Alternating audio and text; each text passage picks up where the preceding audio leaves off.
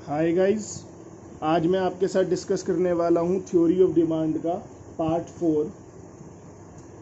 और इसमें हम लोग आज डिस्कस करेंगे demand function and determination of demand. देखो, demand function and determination of demand जो है वो दो तरीके की होती है, इन्फ्लुएंस इंडिविजुअल डिमांड फंक्शन और मार्केट डिमांड फंक्शन। और इसके अंदर भी अगर हम बात करें तो इसमें जो इन्फ्लुएंसिंग फैक्टर होते हैं या डिटर्मिनेशन फैक्टर होते हैं कि प्राइस ऑफ रिलेटेड गुड्स जैसे substitution goods, complementary goods, income of the consumer, taste and preference. आइए मैं ज़रा इसको बताता हूँ सही से, इसमें नहीं बता रखा है। देखिए, मेरे पास में इस टॉपिक का जो नाम है वो ये है, डिमांड फंक्शन या डिटर्मिनेशन ऑफ डिमांड। लेकिन कई बार इसको इन्फ्लुएंसिंग फैक्टर ऑफ डिमांड भी बोलते हैं, जिसको हिंदी में बोलते हैं मांग को प्रभावित करने वाले कारक।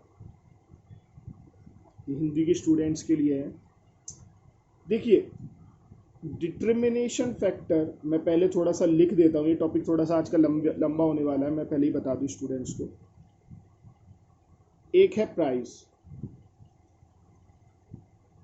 एक है रिलेटेड गुड्स,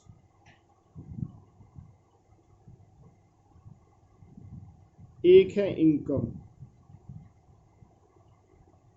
एक है taste and preference. Taste and preference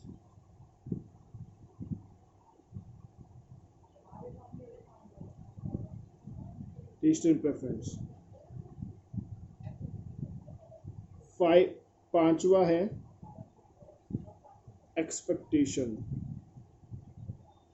छठा है पॉपुलेशन।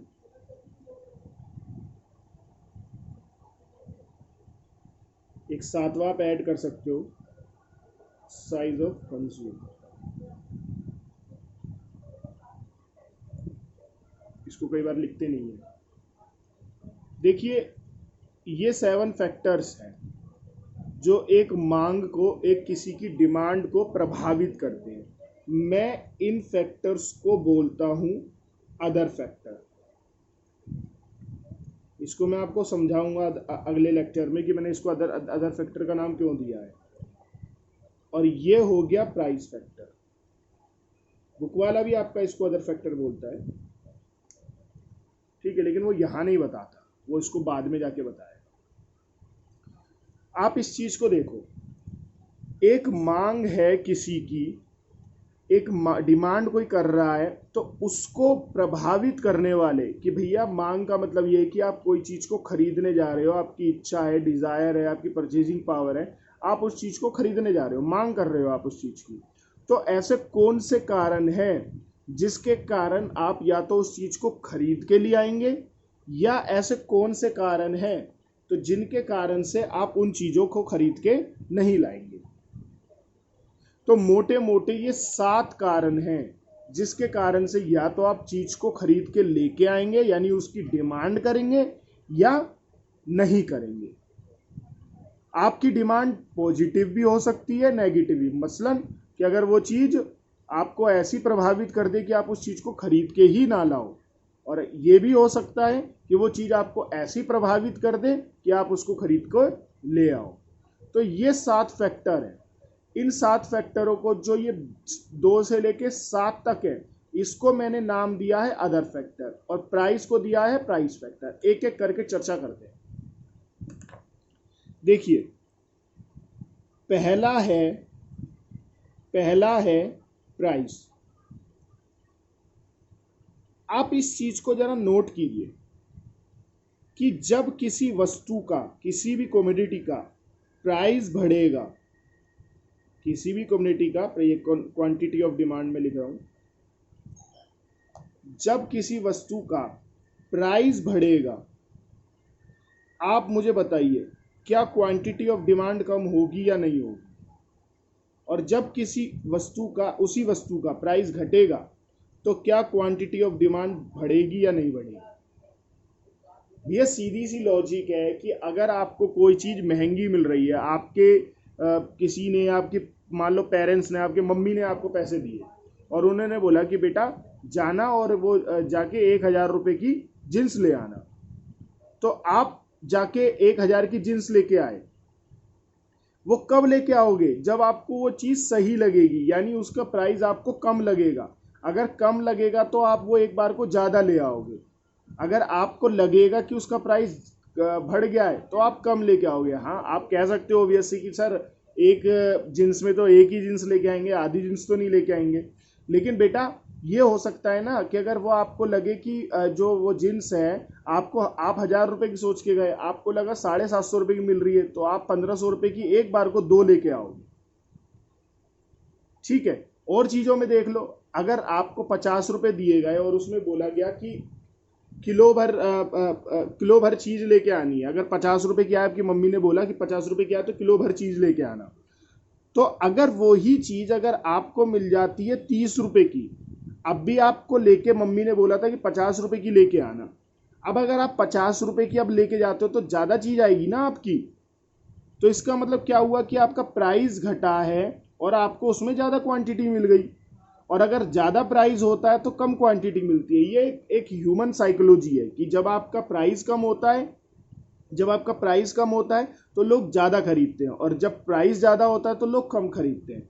सो इसके बीच में कैसा रिलेशनशिप है मुझे आप बताइए। इसके बीच में कैसा रिलेशनशिप है? इसके बीच में रिलेशनशिप है नेगेटिव। इसके बीच में नेगेटिव रिलेशन है। क्यों नेगेटिव रिलेशन है? कि जब प्राइस घटेगा तो क्वांटिटी ऑफ डिमांड बढ़ेगी, और जब प्राइस बढ़ेगा तो क्वांटिटी ऑफ डिमांड घटेगी। यही लॉ ऑफ डिमांड भी होता है। इसको मैं सेपरेट अगले लेक्चर में बिल्कुल कवर करूंगा। अभी आप इस चीज को समझो। ठीक है, ये एक फैक्टर समझ में आया। नाउ अब हम और फैक्टरों की बात करते हैं। फैक्टर नंबर 2 जो है वो है रिलेटेड गुड्स। रिलेटेड गुड्स को आप मुझको 5 मिनट दो, मैं 5 मिनट बाद बताऊंगा। इस पॉइंट नंबर 2 को मैं 5 मिनट बाद बताऊंगा, मतलब 2 मिनट बाद बताऊंगा। पहले बाकी के फैक्टर को समझो। तीसरा है इनकम। इनकम के केस के अंदर बेटा क्या होता है कि अगर इनकम ऑफ द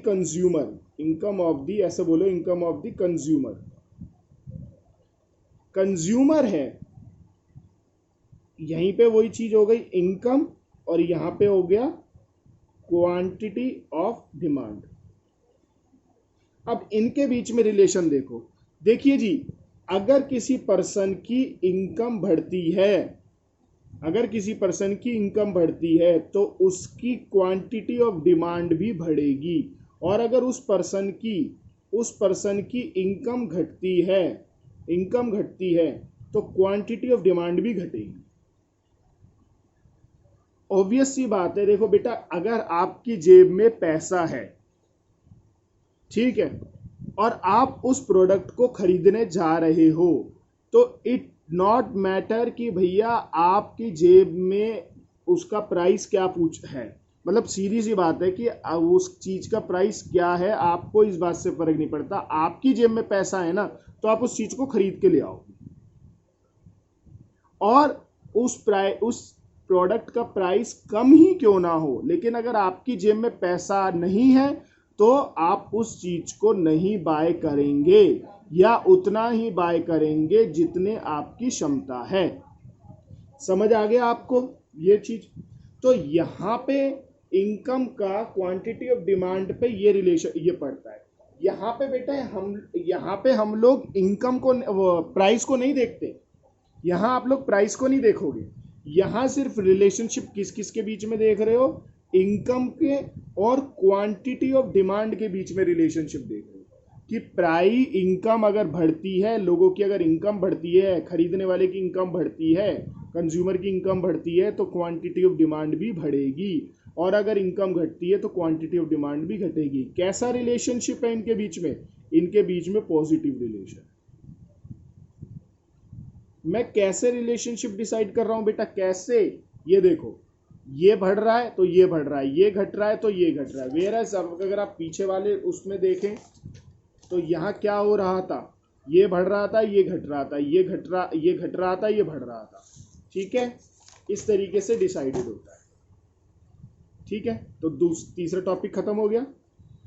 चौथा पार्ट, चौथे पे मैंने लिखवाया था taste and preference. Taste and preferences, taste and preferences.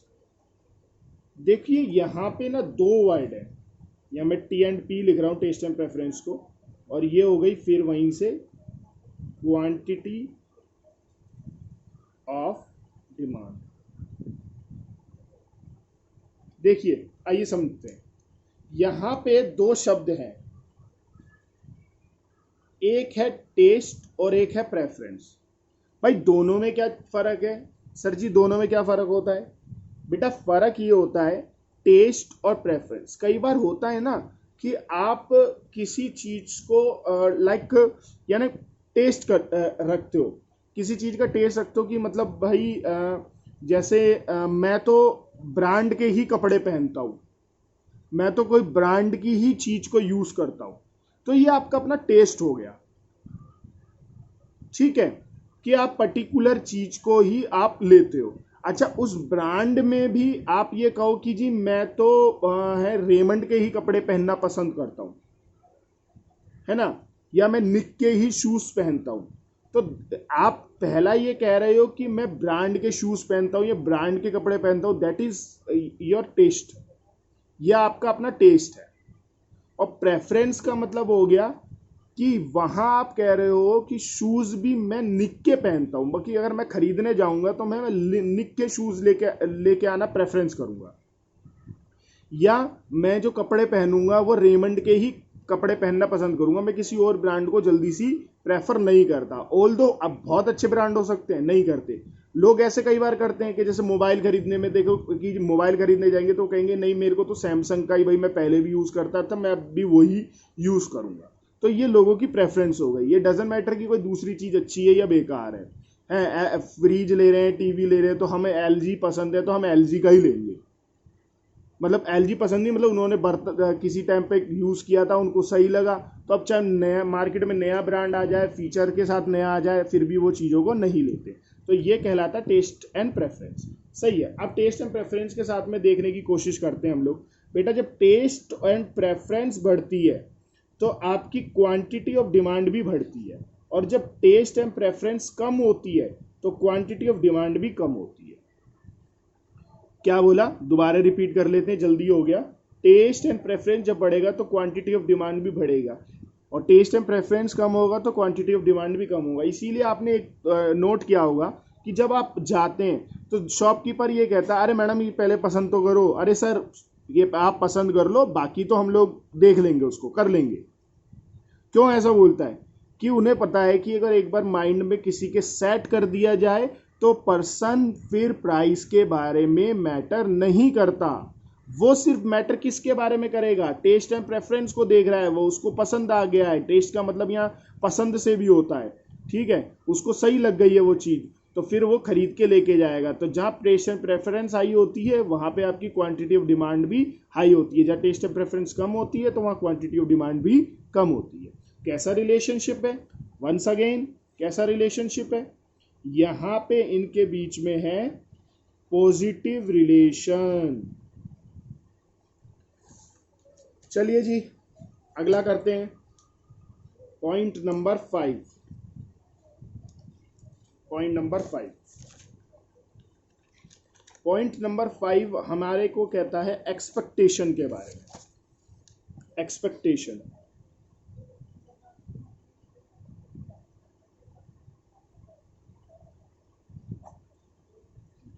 मैं हिंदी में लिख देता हूं इसको, संभावना।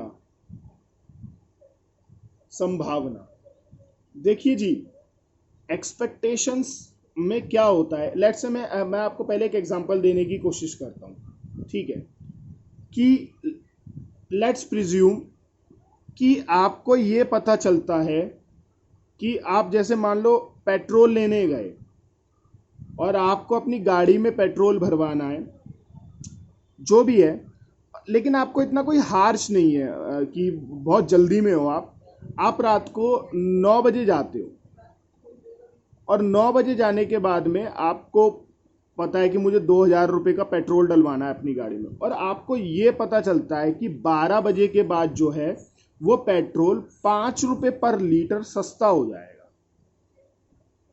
अल्टीमेटली आपको कुछ पैसों का फायदा है कि अगर आप उसे 12 बजे के बाद भरवाते हो तो आप क्या करोगे? आप अभी भरवाओगे या थोड़ा सा इंतजार करोगे कि भाई एक बार थोड़ा सा टाइम चला जाए, देन उसके बाद में हम लोग उसको लेंगे? उस केस के अंदर मेरे हिसाब से एक जो समझदार आदमी होगा वो इंतजार करेगा कि भाई भविष्य में इस चीज का प्राइस घटने वाला है तो मैं इसको भविष्य में ही लूंगा। दूसरा एक एग्जांपल ले लो कि लेट से आप एक बाइक लेने जाते हो और उस बाइक का आपको ये पता चलता है कि भाई अगर अभी लिया, अभी आप मान लो दिसंबर में हो और आपको पता चलता है कि अभी लिया, दिसंबर 2020 को लोगे तो ये जो चीज़ है ये आपको 70,000 रुपये में मिलेगी, और आपको पता चलता है कि जनवरी के बाद जो है जीएसटी वगैरह किसी भी कारण से ये जो बाइक है, ये स्प्लेंडर जो बाइक है, ये मुझे 62,000 रुपये में मिल जाएगी या 60,000 रुपये में मिल जाएगी। तो ऑब्वियस सी बात है कि आप उसको अभी नहीं लेंगे, भविष्य में लेंगे, थोड़ा इंतजार करेंगे। अगर हार्श नहीं है तो हाँ, किसी को बिल्कुल ही बाइक अभी चलानी हो तो बात अलग है, बाकी नहीं तो आप भविष्य में लेंगे। क्यों? क्योंकि आपको पता चल गया कि भविष्य में इस चीज का प्राइस 70,000 से, इस चीज का प्राइस 70,000 से कितना हो जाएगा? 62,000 हो जाएगा। आपको 8,000 का मुनाफा है। ये कब की कीमत है? ये अभी की कीमत है, ये अभी का प्राइस है, अभी का प्राइस है। और ये कब का प्राइस है? ये भविष्य का प्राइस है, यानी फ्यूचर का प्राइस है, ये फ्यूचर प्राइस है। तो ये भविष्य का प्राइस है, ये अभी का प्राइस है। तो उसमें क्या होता है कि अभी, क्योंकि कीमतें कब बढ़ने वाली हैं, अभी कुछ नहीं होगा, अभी प्राइस क्या है? वो स्टेबल है, अभी प्राइस स्थिर है, स्टेबल है, अभी कोई भी प्रॉब्लम नहीं हुआ है, ठीक है। लेकिन भविष्य में बढ़ेगा, तो इसमें क्या होता है कि जब प्राइस बढ़ेगा, प्राइस बढ़ेगा किसमें? भविष्य में। अगर प्राइस भविष्य में बढ़ेगा तो क्वांटिटी ऑफ डिमांड जो है, क्वांटिटी ऑफ डिमांड जो है वो क्या हो जाएगी? प्राइस क्योंकि भविष्य में बढ़ेगा तो क्वांटिटी ऑफ डिमांड अभी बढ़ जाएगी। और अगर ये हो कि प्राइस जो है वो भविष्य में, बेटा मैं बार बार रिपीट कर रहा हूं, एक्सपेक्टेशंस है ना आपको, प्राइस जो है भविष्य में घटेगा, तो आपकी जो क्वांटिटी ऑफ डिमांड है ना, क्वांटिटी ऑफ डिमांड जो है, क्वांटिटी ऑफ डिमांड जो है वो अभी घट जाएगी।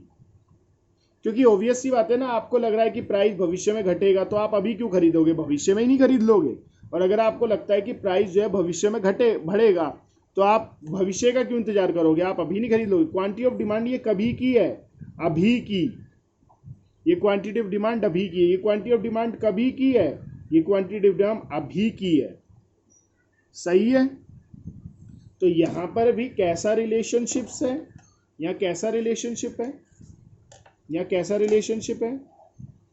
यहाँ रिलेशनशिप है positive, once again positive, positive relation है।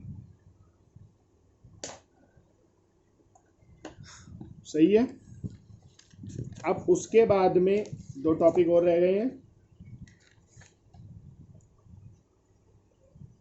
इसी तरीके से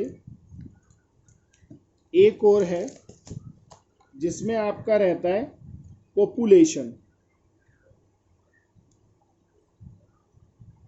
पॉपुलेशन।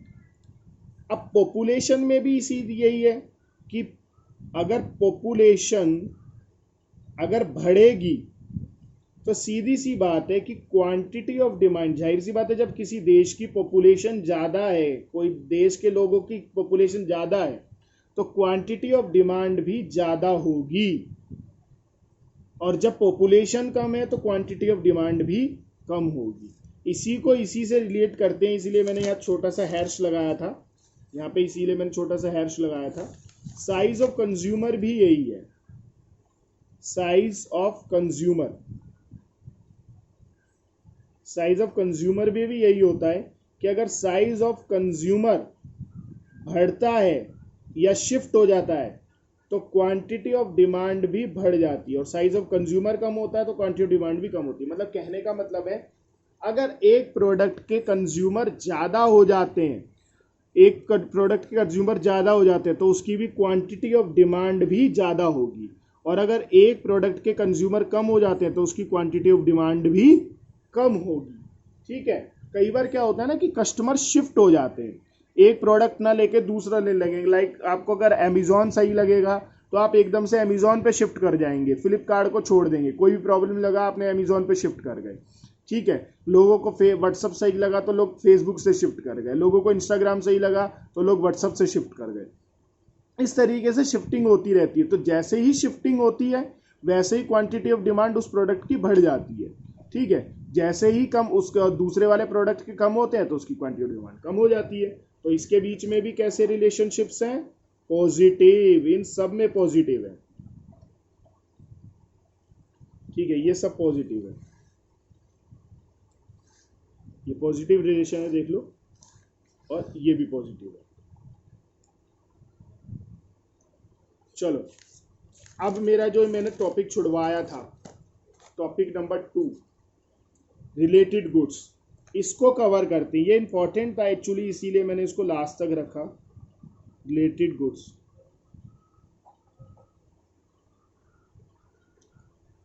ये लंबा भी टॉपिक है।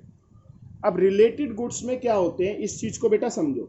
रिलेटेड गुड्स दो तरीके के होते हैं, रिलेटेड गुड्स दो तरीके के होते हैं। एक होता है सब्स्टिट्यूशन गुड्स और एक होता है कॉम्प्लीमेंट्री गुड्स। मैं लिख देता हूं, एक होता है सब्स्टिट्यूट या सब्स्टिट्यूशन गुड्स और दूसरा होता है कॉम्प्लीमेंट्री गुड्स। आई नो कि वीडियो थोड़ा सा लंबा हो गया है, लेकिन ये टॉपिक एक था, अदरवाइज मुझको फिर दूसरी उसमें कवर करना पड़ता है इस टॉपिक को। बस हो गया, थोड़ा सा रह गया है। आप देखो, इसको पढ़ो, देखो टॉपिक को, सब्स्टिट्यूशन गुड्स और रिलेटेड गुड्स। ये देखो, कह रहा substitution goods, these goods are the goods which can be substituted for each other, such as tea और कॉफी और ball pen and ink pen. In case of such goods, increase in the price of one caused increase in demand for the other, and decrease in the price of one caused decrease in the demand for other.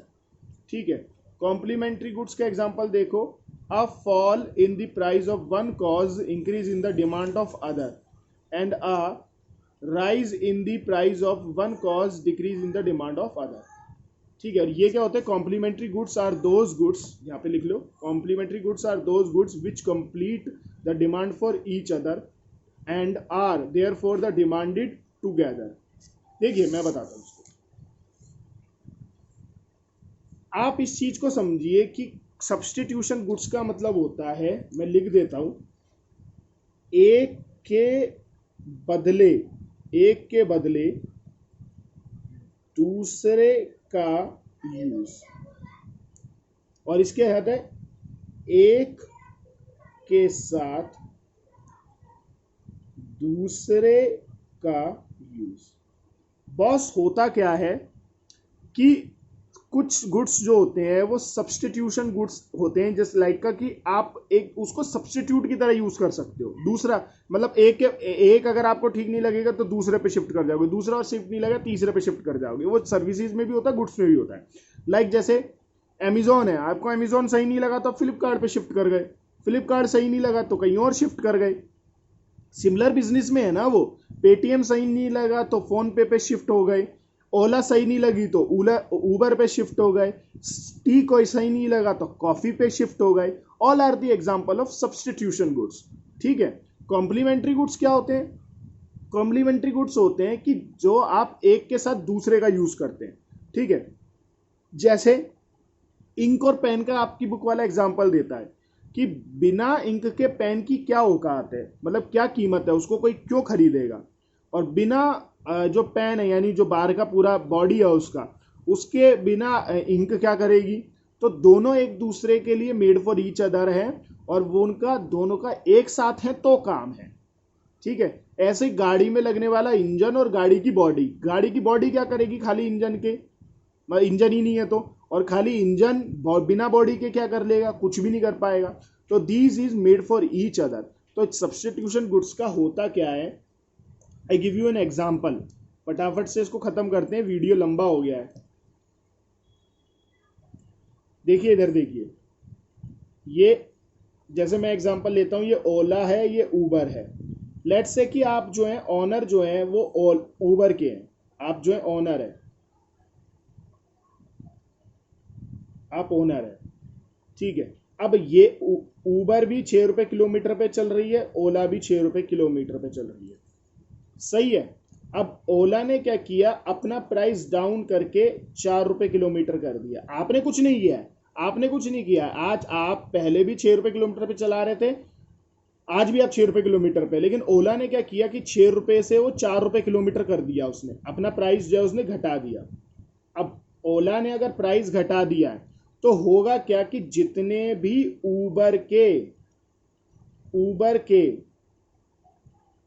जितने भी उबर वाले ने, तो अपना नहीं कहते, तो जितने भी उबर के कस्टमर हैं,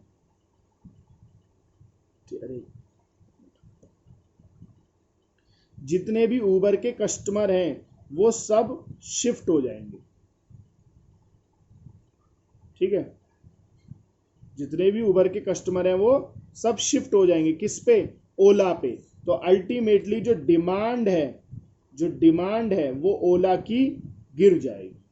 तो आप ये कह सकते हैं कि प्राइस गिरेगा ओला का और डिमांड गिरेगी उबर की। ठीक है। तो यहां ओला का प्राइस है, ये लिख लो, ओला प्राइस है ना, डिमांड उबर डिमांड। तो ओला का प्राइस गिरेगा, उबर की डिमांड घट जाएगी। ये कैसा रिलेशनशिप है इनके बीच में? इनके बीच में भी पॉजिटिव रिलेशन है। एक की प्राइस गिर रही है, एक की डिमांड। यहां ध्यान रखना कि प्राइस ओला का उबर का नहीं है, प्राइस उबर का नहीं है। ठीक है। प्राइस उबर का नहीं है, ओला का प्राइस है और डिमांड उबर की है। ठीक है। तो ये कहलाते हैं सब्स्टिट्यूशन गुड्स। और ये देखो एक इसमें, इसके अंदर ही देखो कॉम्प्लीमेंट्री गुड्स क्या होते हैं, वो एक दूसरे के बने होते हैं। जैसे मैं उसी का एग्जांपल दे देता हूं, इंक और पेन बॉडी